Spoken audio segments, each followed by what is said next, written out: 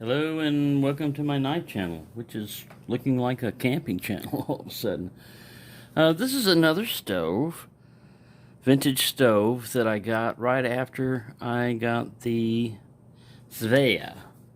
And this is a Coleman Peak 1 400 series. And if we look right over here, that's the date it was manufactured. 1/79. So it wasn't too long ago, or too long after that I purchased this. It used to have labels all over here about the controls, you know, what operates what and everything, but I've always had this with it right here, and I think that it was plastic or something, but it came off eventually. But the instructions, I'm going to include the instructions in a slideshow at the end for anybody that has one of these but didn't have the instructions. But this shows you all its how to operate and how to run it. We're going to get to into that, but because this thing has been sitting since 1980 at least, one of the things you want to do is check the valve in here, because this is where you do your pumping, and most of the time you keep oil in it, but you know, 40 years or so, oil's not gonna remain in there, and you want to make sure that usually that's leather. Maybe they changed it to rubber or something else later on, but I've got still pictures of when I took it out. It looked like it had a drop of oil on one side, so I just took some lightweight oil and oiled the leather thing itself. To get to it, you have to pry this. It's like a little D-ring right here. You just pry this off. You can use the flathead portion of, see, we got knives involved. You can use like the screwdriver portion of this and just pry this up. Might as well show you the pump assembly while I'm at it. Yeah, so this is a pressurized tank fuel system. You just pull that down. See how that's down like that? And then it's better if you got a pair of pliers, but you can do it without it. You can even go over there. I might need pliers to put it back together. But oh, I put it back in. Amateur hour.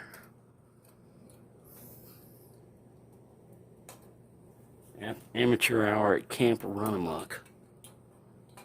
Alright, so, you know, get that guy down like that, and then pull this.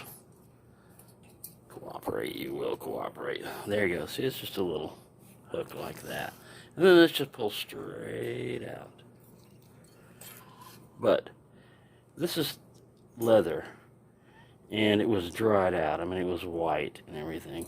You can further take that apart if you want. Unscrew this little stem here, and then use a flathead screw on it. I'm not going to do that.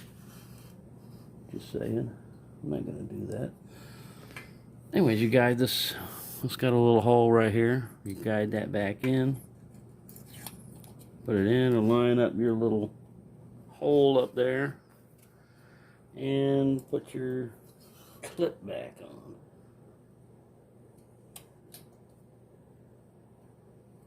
Sorry, I gotta get my head right in there because I can't see crap. I'm not even using my glasses. I'm looking over them.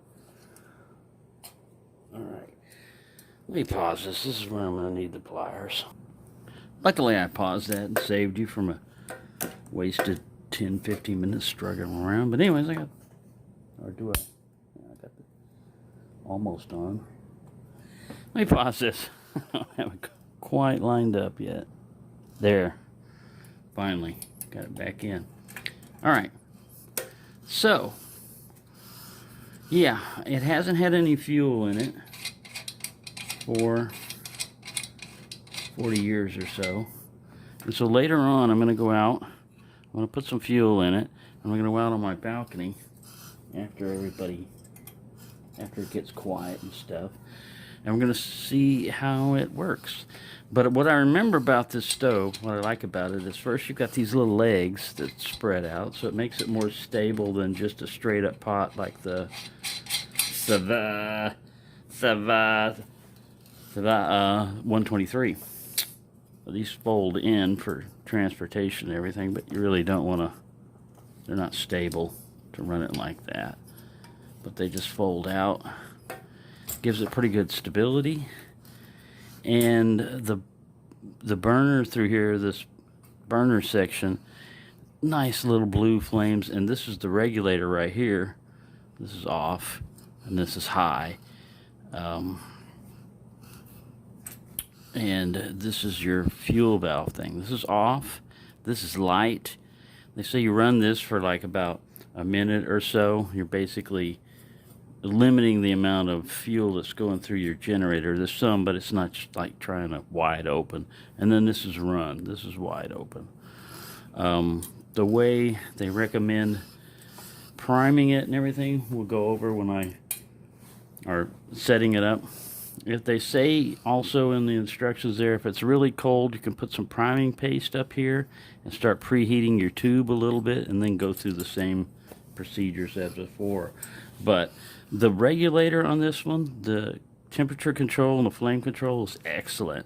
Man, you can turn this thing down to a really low simmer, and it's just a great little stove.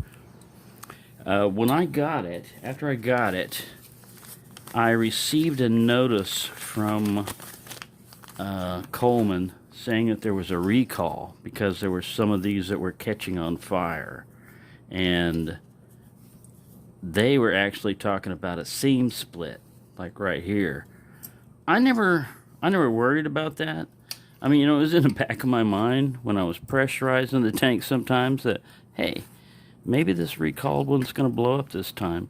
But it never got that really hot. I've never noticed any leaks. Also, you want to check if you got, every time before you go to operate, it says that in the instructions a lot of times. Just check your wing nuts right here. I mean your nuts on the regulator right here, and on this regulator, and on the generator. Just make sure those are tight, because there have been reports. You know, he's been used a lot, and I'm sure abused, but there have been reports of these things catching on fire. I don't know. I've never had a problem with that. Actually, I've had more fuel interesting things going on with this Sava 123, because you light, you know, you light right by the generator, and flames come over. You saw the last time flames come over by the cap. That doesn't happen on this. Anyway, so that's just the first part of this, and like I said, the firing up and running it first time in 40 years will happen in the next segment.